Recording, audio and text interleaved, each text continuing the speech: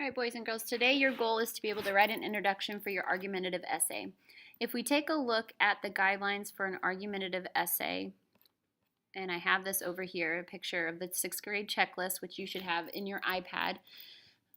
If we look at a lead, it says, I wrote an introduction to interest the readers and help them understand and care about a topic or a text. I thought backwards between the piece and the introduction to make sure that the introduction fit with the whole. Not only did I clearly state my claim, I also told my readers how the text would unfold. So let's start off with interest the readers. We've talked before in a narrative how you want to really hook your readers. And it's the same thing with an introduction for an argumentative paper. You want to make sure that you pull your readers in by getting them to care about the topic or the text that you're going to try to argue about. And then you want to make sure that you have a thesis statement that tells the readers how the text is going to unfold, which is pretty much what this goal is right here. In an introduction, I have a couple of things that I want you to have in that certain paragraph. You want to make sure you include the title of your story. Now let me back up and say that this is an introduction for not every type of argumentative paper you would do. This is just for the one that we're currently arguing about a character's trait.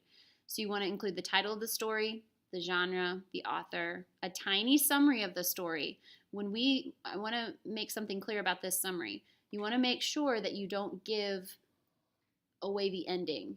You want to just give a summary that just kind of like a movie trailer, how they don't tell you what's going to happen at the end of the movie. They just kind of pull you in with giving you a little bit about what the movie is about. So make sure that when you're giving this summary, you're not telling the whole story. You're just kind of giving us some background information.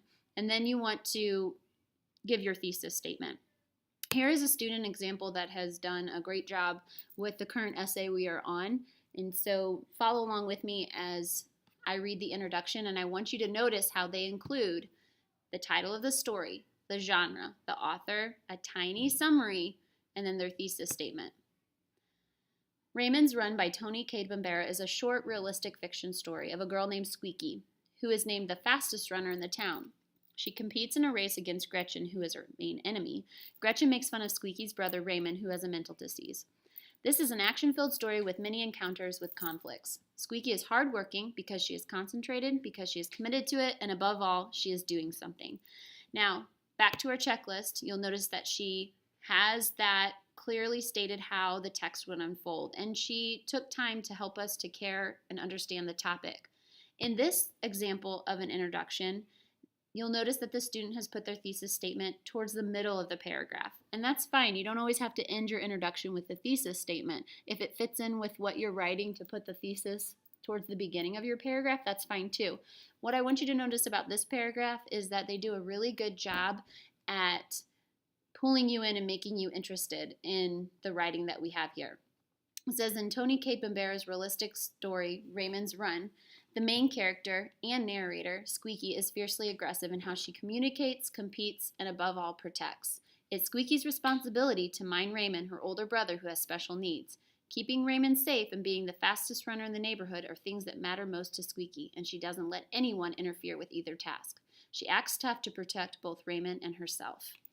So there you have two great examples of some introductions that you can use as a mentor text. Ultimately, you want to go back to this checklist, making sure that you have all 5 of those in your introduction, as well as your 6th grade checklist on a lead.